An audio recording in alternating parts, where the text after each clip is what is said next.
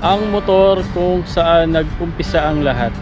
Ang motor kung saan nangarap ako magkaroon ng customized build at gumawa ng YouTube channel. Ito ang ating customized na TMX 125 Alpha tracker bike.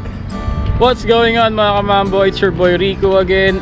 At sa tinagal-tagal na hindi natin nagamit si Timmy, kamusta na nga ba ang kanyang kondisyon at okay pa nga ba siya?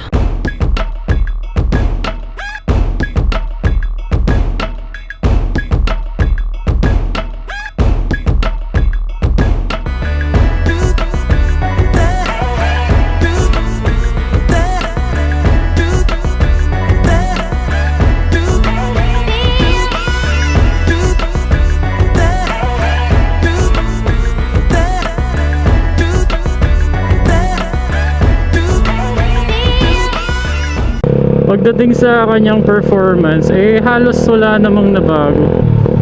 Itong si Timmy naman kasi hindi talaga natin na masyadong nilalaspag kumbaga kasi nga naluluma sayang naman yung pagiging custom build niya kung ganun. Hindi natin siya pinandi daily kasi para kahit paano ma-preserve yung mga pintura ganun, pati yung mga parts niya. Malakas pa rin yung hatak niya kasi naka-stock na sprocket combination pa rin to Parang 1544 yata o 1546 kung hindi ako nagkakamali.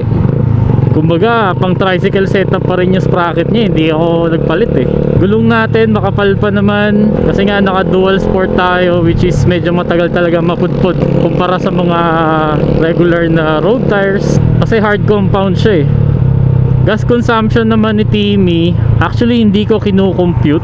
Hindi ko na rin inalam lalo pagkatapos netong mapa-build. Itong motor kasi na to parang gusto niya lagi mataas ang revolution Kaya kapag ito gamit ko, bukod pa sa manual, talagang hinahataw ko rin.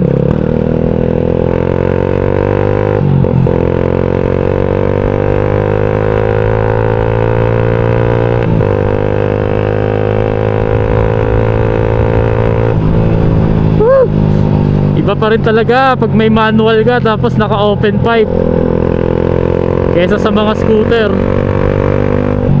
Pagdating naman sa handling, ganun pa rin naman. Wala pa tayong pinapagawa sa mga shock niya. Yung shock na ito malalambot guys. Maganda ang play kaso hindi siya pwede sa bangkingan. Pwede naman pero hindi ka pwedeng maging agresibo sa bangkingan. Well, hindi naman design nitong motor na to para sa mga ganun. Kasi pansin ko kapag sa corners yung chassis niya parang gumaganon-ganon yung petan. Parang natural lang naman yun para sa mga pantra Pero nevertheless dahil upright naman ang ating position komportable naman. Yun nga lang ko ikukumpara kay Randy. Itong handlebar ni Timmy mas mababa ng dihamak. Kaya upright pero medyo feeling mo kung ikukumpara lang naman kay Randy mas sporty ang nito, ang seating position. Overall masarap pa rin naman siya ihataw.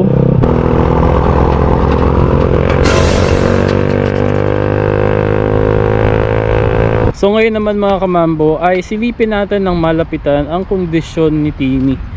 So yung ating gulong makapal na makapal pa, mahaba-haba pa ang buhay. Ito yung wear indicator niya, itong nakaumbok na yan. So pag umabot dyan, ibig sabihin palitin na. Brake pads mukhang okay pa naman. Disc natin sobrang kapal pa. Ayun lang. Ito ngayon ko lang napansin, nakikita nyo yan, magkabilaan. So binabawi ko na po ang aking sinabi kanina na wala pa tayong naging problema sa suspension dahil mukhang may tagas na siya mga kaibigan, magkabila. Ayun, meron na nga. Ayan meron na. Si paring Jerome na ang bahala dyan. Pagdating naman sa kanyang paint, hindi na siya ganun kakinis. Tapos ito parang nagbubbles na rin yung paint niya. Marami na rin gas-gas. Ito katulad nito, yung mga marks sa pantalon siguro itong mga gas-gas na to. Hindi ko talaga siya nilinis, sinadya ko talaga yan para makita talaga natin yung totoong kondisyon niya. So wala na yung dating mga kintab, pati yung kanyang tapalodo. Ayan, may mga kinakalawang na part na. in general sobrang faded na ng mga parts niya, kasi meron na rin yata mga 3 years ago o baka kulang-kulang 4 years na nung napa-rebuild natin itong si Timi. Side mirror natin, dati naka-round tayo na classic side mirror, nagpalit tayo kasi masyadong mataas. Tapos ayan guys, makikita nyo sobrang faded na talaga, kinakalawang na. Handle grip natin, palitin na. Dito naman sa may makina, alam ko dito sa may side stand banda may palitin na seal dito sa loob, palitin na oil seal kasi may nagli-leak. Di naman sobrang grabing leak, pero may makikita ka dito ng mga bakas ko, pakonti-konti lang naman. Chain at sprocket natin, bago to, nung na-rebuild, pinalitan ang kadena, pero yung sprocket combi natin same as stock yung pan-tricycle. Yung baterya niya naman 12.5 sa voltmeter, pero ayun, ngayon kinaya niyang i-start kasi bagong andar, so medyo nagkaroon ng konting karga yung baterya, pero low-bat na talaga to. Yung ating pipe naman nagkaroon na ng matinding discoloration. Tapos yung shock natin, ayan, puro kalawang na rin. Ito pa isa nakakatawa guys. Yung ating tail light, for some reason, siguro sa vibration, dahil grabe ang vibrate nitong motor na to, kasi TMX nalaglag yung screw, so pansamantala nilagyan ko muna ng scotch tape para lang functional pa rin yung ating tail light. Mga ilaw naman natin, headlight, yan, high beam. So yung ating MDL sabay sa high beam at sa passing light. Signal light natin, right, left, medyo mahina na, palitin na rin. Sa likod naman, ito yung right, ito naman yung left, gumagana pa naman. Pero yung ating busina okay pa naman. Yung busina natin malakas naman sana to, kaso itong headlight niya kasi may tendency na nag-i-slide pababa itong bracket nung headlight, kaya tumatama dito, kaya ganun yung tunog. Ayusin nga muna natin.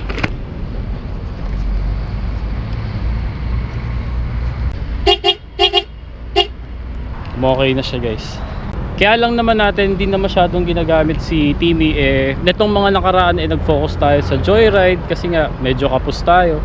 Tsaka tiis pogi din talaga kapag ito ginamit natin pang long. Kasi tingnan nyo naman guys yung kanyang upuan, wala pang isang dangkal.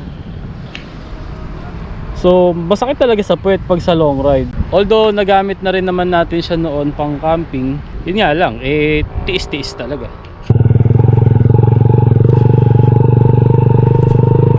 Anong oras na pero tirik pa rin yung araw. Pagdating naman sa kanyang comfort, actually komportable naman maneho si Timi, bukod lang dun sa kanyang makitid na upuan. Pero kung sa mga short ride o katulad nito na paikot-ikot lang naman tayo, at dahil upright pa rin naman ang kanyang seating position, goods na goods pa rin naman. Tsaka sobrang tested ko na rin to for long ride kasi nga dito tayo nag-umpisa Karamihan sa mga vlogs natin noon si Timi ang gamit natin. Pero alam nyo guys, minsan napapaisip din ako na i-let go ko ba siya. Pero at the end of the day hindi kaya Kasi yung ultimong nakikita ko lang siya sa bahay, kahit di ko siya ginagamit. Dahil nga yung ginastos natin sa pagpapabuild dito pinaghirapan talaga natin. Alam mo yun, masaya pa rin Kaya parang hindi ko siya kayang i-give up. Tsaka parang sayang kasi yung pinagsamahan namin ng motor na to. Biruin nyo, 2018 model, tapos ang dami ng pinagdaanan. Naging single, naging tricycle, nagamit sa pang-deliver ng tinapay, tapos service sa trabaho. Siguro meron na rin siyang mga 6 years, 7 years ng service sa akin bago ko siya pinabuild. Yung mileage na ito wala, di ko na monitor kasi sira yung ating speedometer cable, so wala tayong mileage. Ano meron dito? Bago to. Tsaka yun lang ang maganda kasi sa mga gantong motor wala kang masyadong aalalahanin sa maintenance kasi nakakadena, wala kang CVT. Tapos carburetor, wala kang iintindihing fuel injector, walang FI cleaning, carb cleaning lang, 'di ba? Bago to guys, oh. Kitang kita yung sunset, oh. Dito lang to sa dulo ng Imus Boulevard bago mag-Alapan. Bagong bukas na kalsada siya guys. Maraming nagja-jogging, maraming nag-walking. Tapos nagkakaroon na rin ng mga tindang pagkain. So sana hindi to magaya sa sa tokwahan na pinagbawal yung mga nagtitinda. Kasi ngayon, sarap mag-walking dito tapos kita mo pa yung sunset, oh. Ganda. Sarap din tumambay. Hindi pa siya bukas sa mga motorista. Kaya ayan, maraming naglalakad-lakad, nag-i-spend ng time dito. Patambay ako ng malala guys. Saktong-sakto, palubog na yung araw. Ganda, ganda ng view. Pero hindi na natin hintayin maubusan tayo ng liwanag. Ayun, ayaw. Sipa. Balik tayo sa topic. Overall, bukod sa pasong rehistro at sa mga part ng motor na kupas-kupas na, okay na okay pa rin naman si Timmy. Yung pipe pala natin guys, ayun, medyo garalgal na siya. Hindi na siya ganun ka basi ang tunog. Kapag naka-helmet tayo, hindi natin masyado pansin. Pero kapag pinakinggan mo siya ng walang suot na helmet, ayun, medyo garalgal na. Kailangan na natin itong ipa-refiber soon. Tingnan nyo, dami ng tao dito. Pero mas maganda dun sa spot natin kanina. Mas matagal mo makikita yung araw habang papalubog siya. Dito lang to guys sa sa Imus Boulevard sa dulo. Kapag papunta ng Alapan, bago kayo makarating ng Alapan, kakaliwa kayo dito papasok. So pag lumabas tayo dito, pabalik na yan sa atin sa likod ng Green Estate. Pangit na nga lang yung daan dito kasi nilagyan nila ng center island, oh. Sumikip tuloy. Dati ganda ng daan na to, eh. Ngayon wala na, masikip na. Parang mas naging delikado pa, eh. Tsaka alam nyo, dahil manual to, sa tatlong motor natin ngayon, ito pa rin ang pinakamasarap ihataw. Although hindi siya mabilis, kasi nga ang laki ng mga gulong natin. 130/70 sa likod, 110/70 sa harap. Tapos mabigat-bigat din siya. Pero dahil manual transmission at naka-open pipe, walang ya, yung grip ko, so sobrang nalulusaw na, may natapyas na ng part ko ngayon lang. Yan, nawala na ako tuloy. Ano ba yan? Nakakainis. Ataw tayo konti.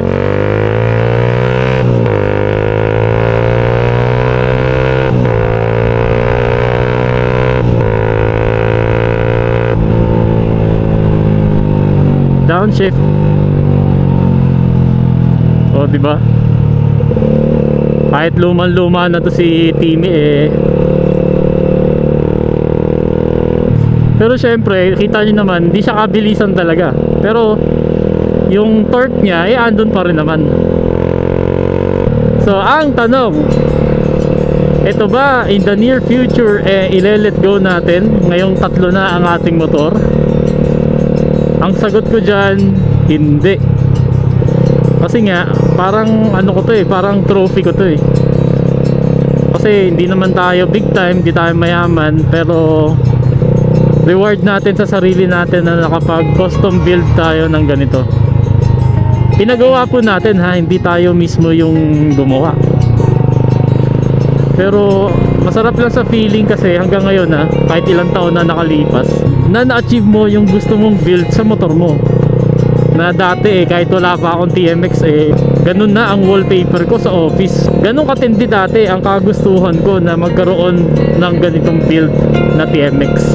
Kaya kahit andyan si Pinky, andyan si Randy, si Timmy, kahit hindi natin masyadong nagagamit, dyan lang siya.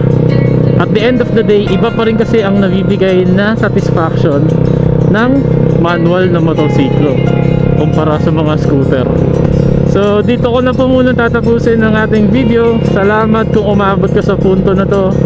Ay baka pwedeng mag-subscribe ka naman kung hindi ka pa nakasubscribe. So see you sa next ride, sa next camping, at kung ano mang ganap natin sa buhay. Ride safe, drive safe. Peace.